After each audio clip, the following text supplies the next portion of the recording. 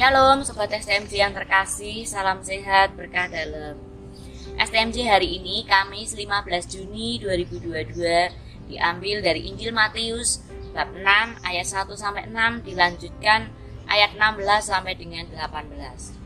Saya tertarik dengan ayat yang ke-6a.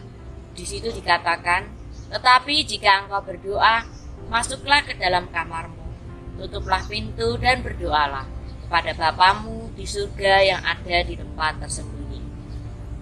Sobat STMJ yang terkasih, bacaan hari ini terdiri dari 3 perikop, di mana Yesus mau mengajarkan kita akan 3 hal baik, yaitu akan hal derma atau memberi sedekah, hal berdoa, dan hal berpuasa. Dan saya tertarik dengan perikop di mana terdapat hal berdoa. Saya teringat peristiwa lalu sewaktu anak saya yang kecil kelas 2 atau 3 SD. Waktu itu saya makan di luar dengan anak saya, dan ketika akan memulai makan, saya mengajak dia untuk berdoa dan membuat tanda salib. Tapi dia menjawab, dan jawabannya itu sungguh-sungguh membuat saya kaget dan tersentak. Dia berkata, "Mah, kita kalau berdoa itu jangan di depan orang, tidak boleh pamer.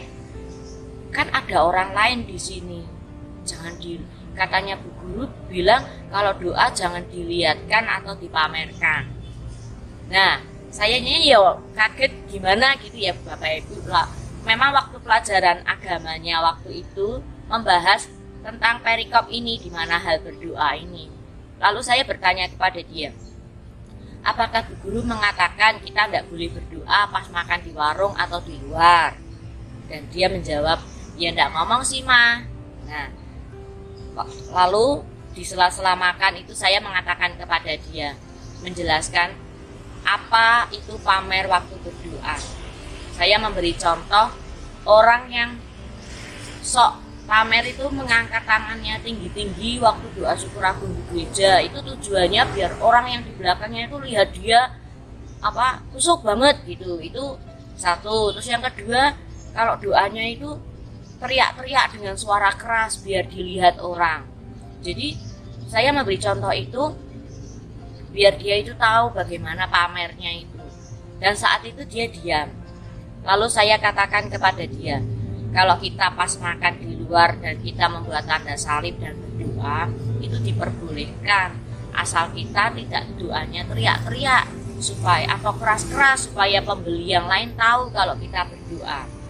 Dan dia diam dan menjawab ya. Melalui sharing saya ini, Tuhan mau membentuk saya menjadi pribadi yang rendah hati, tidak sombong dalam pelayanan, dan tidak sok pamer dalam hal berdoa, berdema, ataupun berpuasa, untuk menikmati rahmat-Nya yang diberikan kepada saya. Dan juga saya berdoa, dan saya tidak berdoa agar orang lain tahu jika saya sedang berdoa. Tetapi saya juga tidak perlu takut diketahui orang lain ketika saya sedang berdoa.